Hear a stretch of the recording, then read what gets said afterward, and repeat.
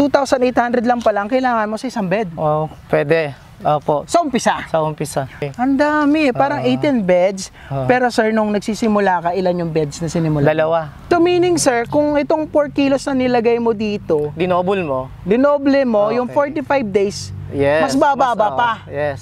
Sir, sa 2 years ng pagbe-vermiculture mo, ilan ang kinita natin? Yun ang mahirap sagutin eh. Yeah, let's do the average, no? Siguro in a year, let's say 100,000 Sa isang taon. sa isang taon. Wow!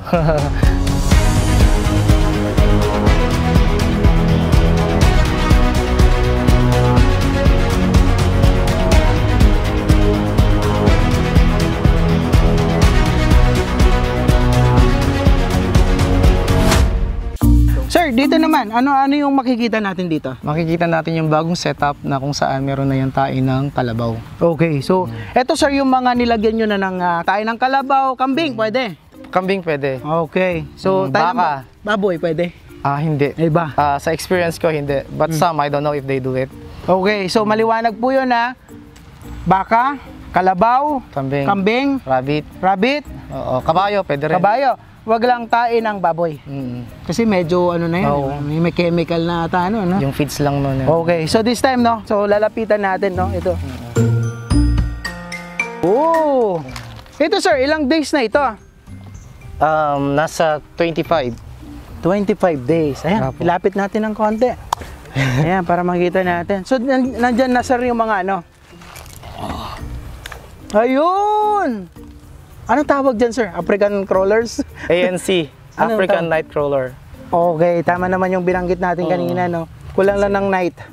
Okay, ayan, no? Ito yung ginagamit natin pampain pag namimingwit tayo, eh. Pang spaghetti, joke Pang lang. spaghetti. Ayan, no guys, oh. So, sila yung ano, no? Katulong mo dito. Ayan po yung, ganito po yung kanilang Ayan, no? produce. Ayan. And napansin niyo po sir, malamig. Oo. So, pag ginamit mo siya sa mga, especially sa mga plantito, plantita, who's afraid of using chemicals, sa kasi mainit yun pag nasobrahan, nitrogen, Yes, so, masusunog. But this one, Okay. walang overdose ang ano. Ito yung katulong ni ano, ni Sir Jerry. The armies. Oh, the armies, no? Okay. Alam mo, nakakatulong no sa environment natin ito. Itong mga ANC, African Nightcrawlers, na mabilis ma-decompose, di ba? Yung mga materials, Yes organic po, depende materials. po kasi yan sa dami ng bulate doon sa nanilagay mo. Pero the more, the faster na. So meaning, sir, kung itong 4 kilos na nilagay mo dito, Dinoble mo. dinoble mo, Okay. yung 45 days, Yes. mas bababa pa. Yes. Okay. Shorten yung period. Pero sir, ang tanong natin, may pinagkukuhanan kayo ng bulate? Before, yes. Oo. Yes. Ngayon, hindi na.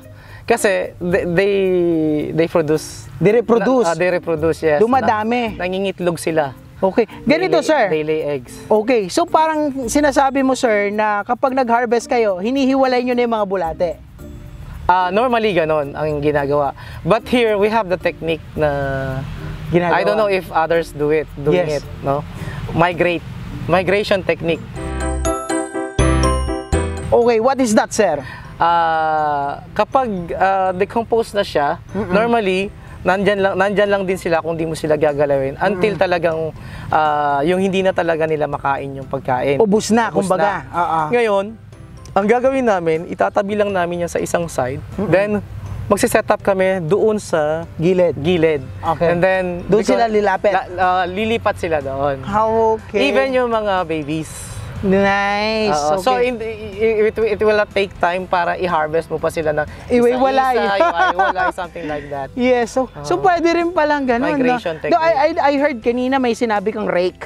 Oo, na yung rake. pwedeng ginagamit Ginagamit naman. namin naman ang rake. Yan, para i-even. Spread. Spread even yung ano, even yung tae ng kalabaw. Minsan pag tinatamad ako, kasi sinasakmal ko talaga yung ano yan. Yes, oo. Pag masyadong madami tulad yan, tapos I'm running out of time, ganyan, Yes. ang ginagawa ko, yung rake, yun yung pinaggaganon ko sa bed para Okay. yung mga matitigas ng tae ng kalabaw, Yes. medyo na-chop-chop sila. Okay. Oo. So ito, nasagot na yung ano ko kanina, yung agam-agam ko. Kasi all I thought nga talaga is may lupa lupa na sinasama dito.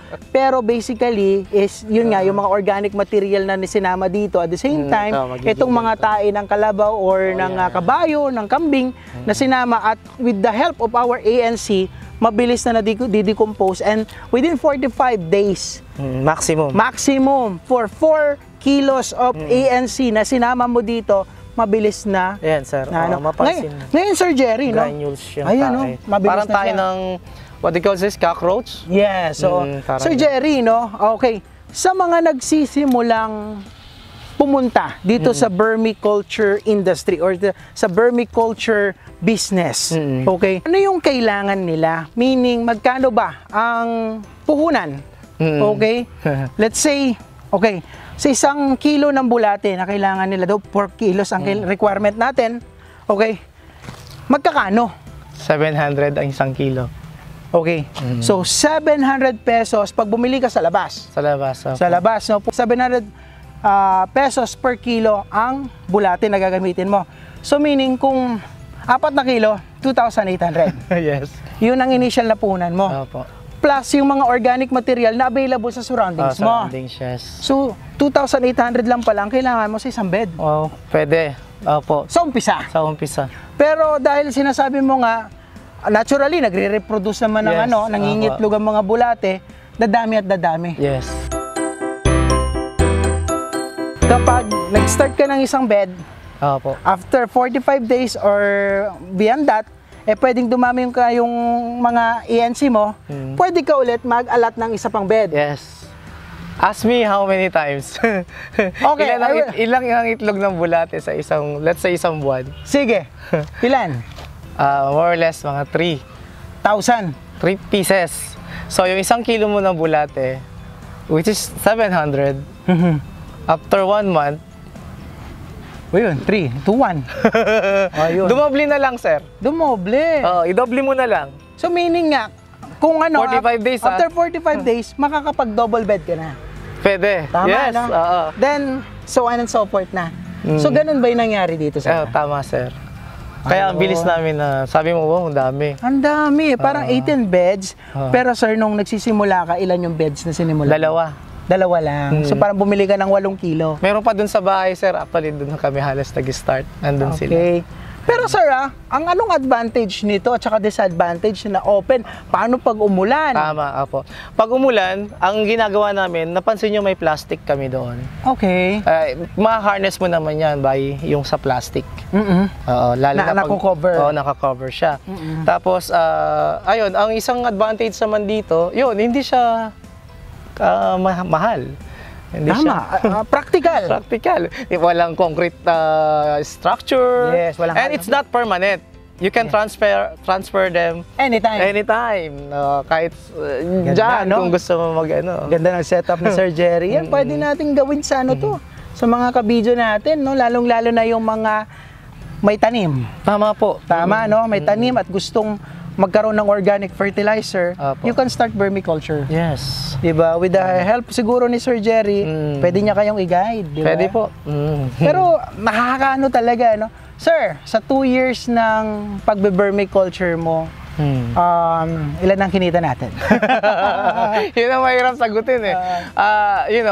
Sa study namin kasi before, sa accounting, because bago lang din ako halos sa business, no? And hindi ko ganun na ma-manage kasi halos personal lang. So nahalo sa ibang mga industry. Yung ano. Pero let's do the average, no. Siguro in a year, let's say 100,000 sa isang taon. Sa isang taon.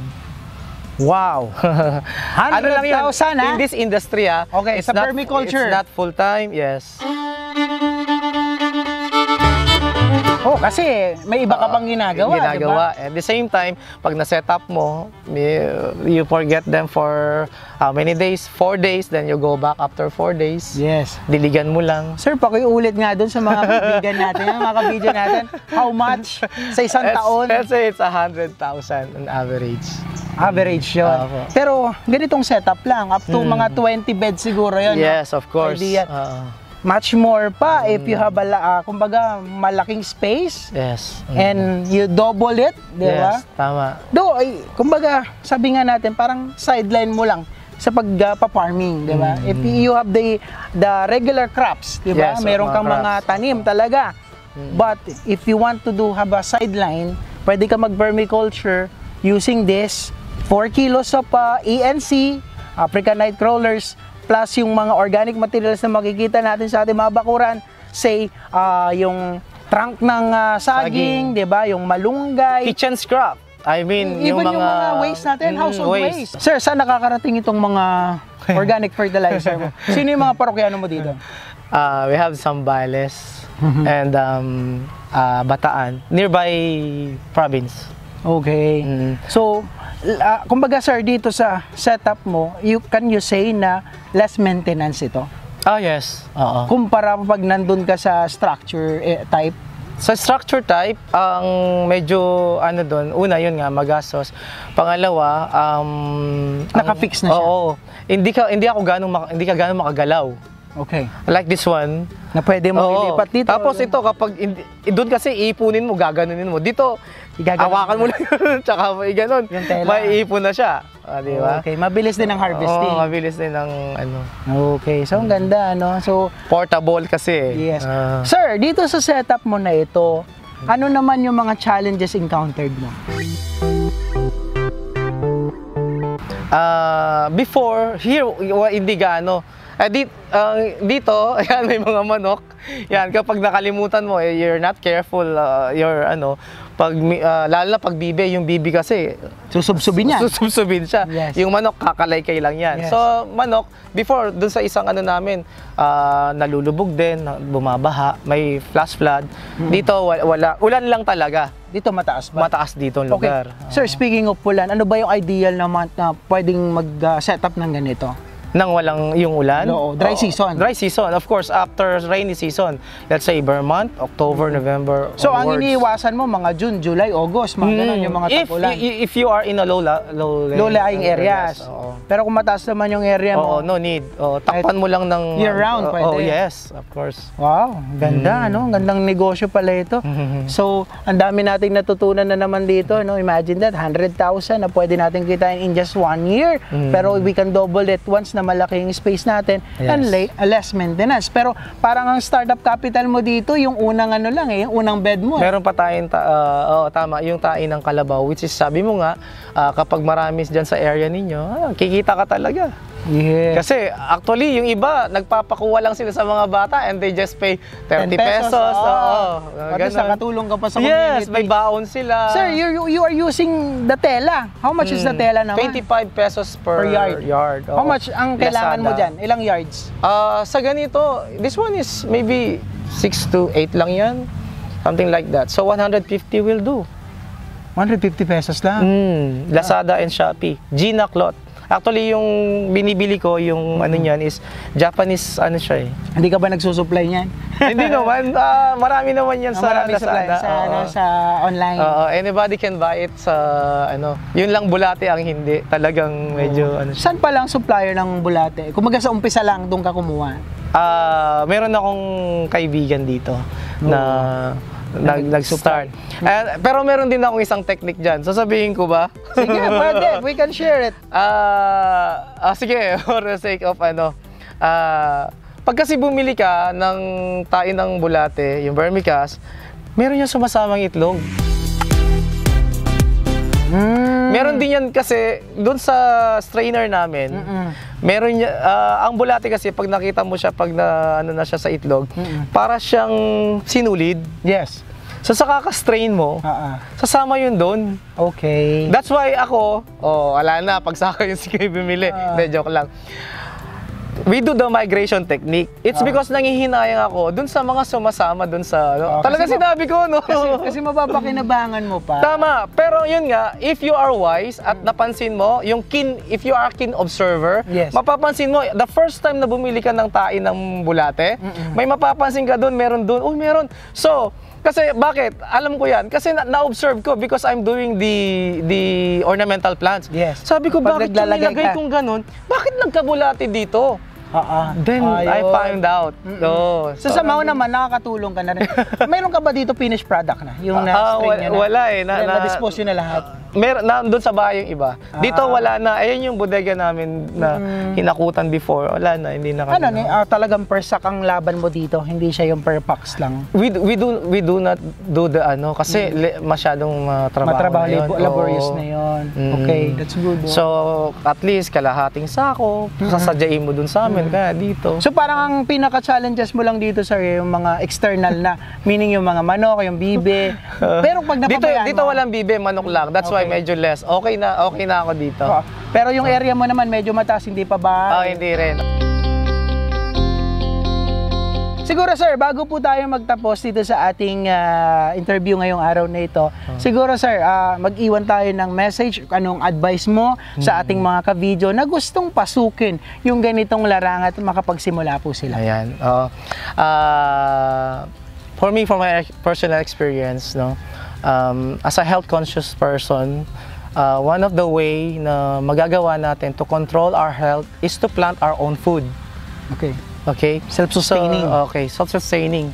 And then for us to be able to plant our own food, so of course kailangan natin ng soil media, something like that, gaya nito.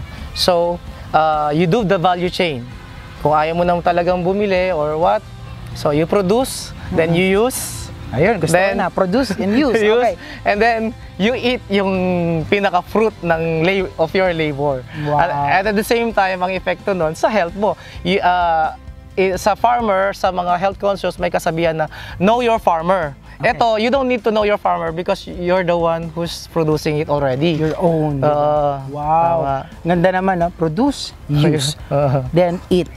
Your surplus, you sell. You sell to your kapitbahay. Yes. So, galing. Dami nating natutunan ngayon. And hopefully, marami rin po kayo natutunan sa ating episode ngayong araw na ito.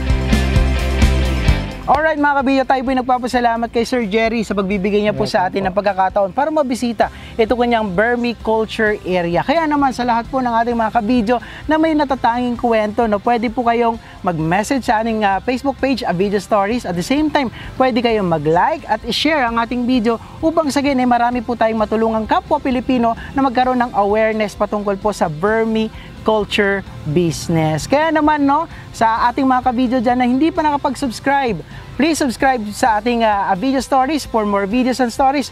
Once again, I am Art Sinubago, ang inyo pong pambansang ka-video. Tayo po'y nagpapasalamat at magandang araw po sa ating lahat. Bye-bye! Sir, thank you.